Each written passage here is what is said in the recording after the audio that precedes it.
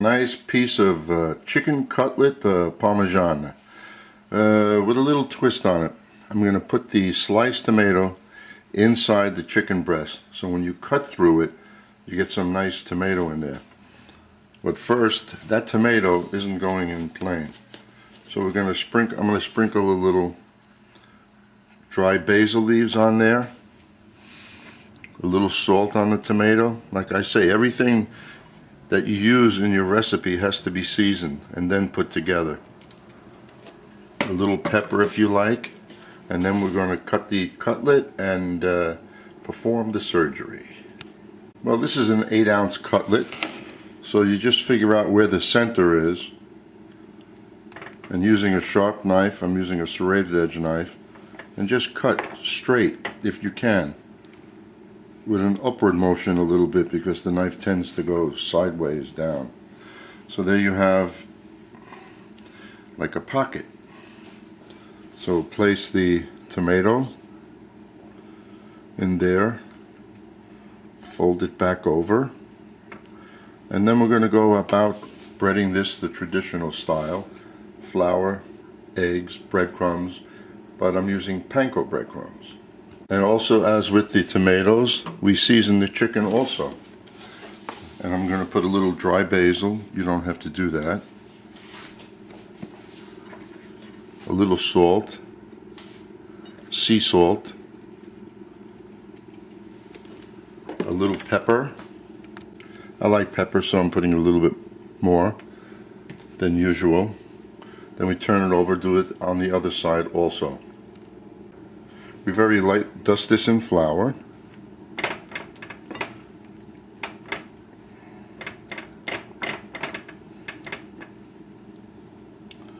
Into the breadcrumbs. Excuse me, that's not breadcrumbs, that's eggs. Into the eggs. Then after the eggs, we're going to put it in the panko breadcrumbs. This could be a little messy because you have to pocket and you have to be careful not to allow it to open, but that takes care of that. Into the panko. Now I go and clean my hands so they're not full of egg, because you want your fingers to be dry when you're working with the breadcrumbs, or else you're going to have breadcrumbs stuck all over. Now I put 1/4 cup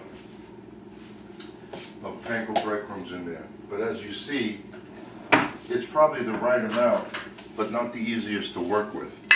So I'm going to put another 1/4 cup over it. This way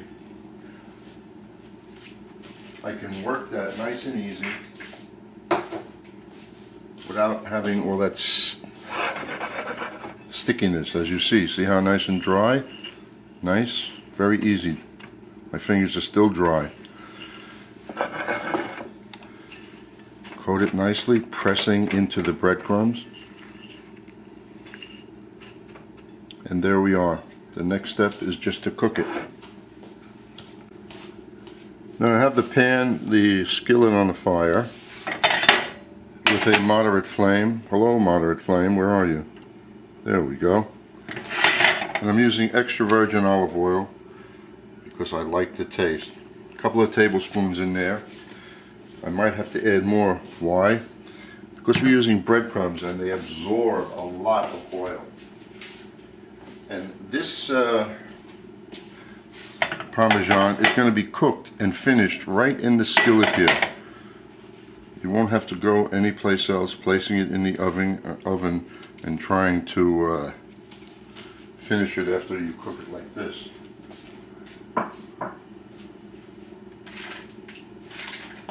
So on a moderate flame, as you see it here. I'm not going to waste film in showing you this, but it'll take a few minutes. You lift it up with your spatula, and you see if the breadcrumbs on the bottom are nice golden brown.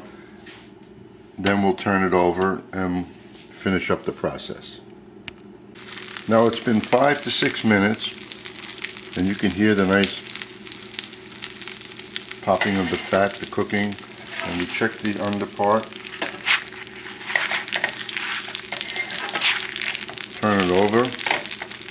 That is a nice light golden brown. And we don't need any more oil in there, it's enough. Now, since I said this is a rather thick piece, so it's a slow cooking because the chicken still has to cook. Then I'm going to put the topping. I'm going to be a little different.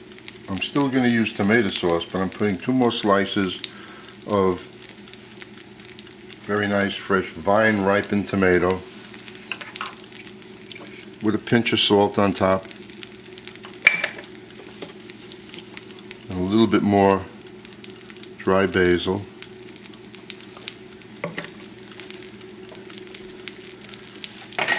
And now we're going to lower it because we knew that took about 5 minutes, so that should take 5 minutes, but we also have the cheese to go on there now.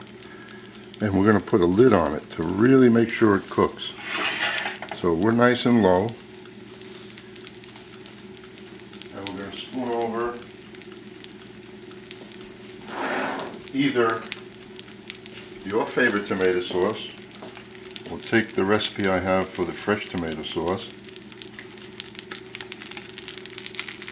I'm not telling you how much to use, but you can see this in the video. I'm just going to cover, because don't forget we also have the fresh tomato there, without this dripping all over the place. That's plenty. And if you'd like to see more videos of different types, just let me know. Also, I think I'm going to make a pizza with the same similar topping. Place thin slices of the mozzarella. It's not too thick. Make sure you cover everything.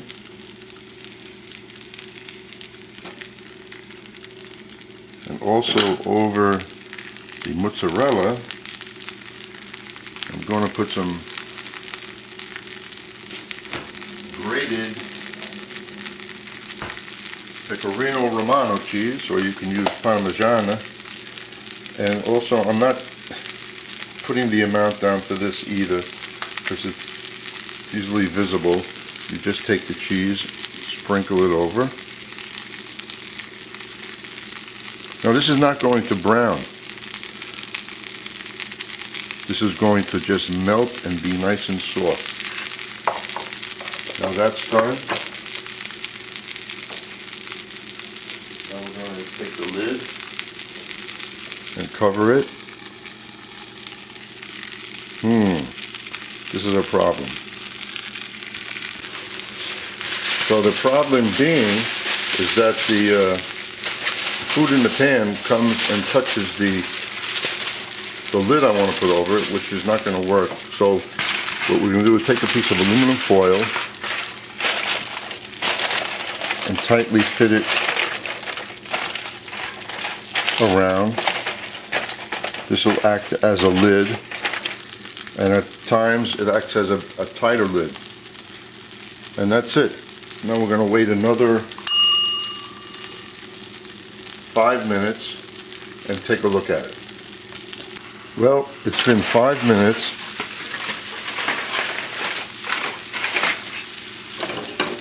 And there you have that.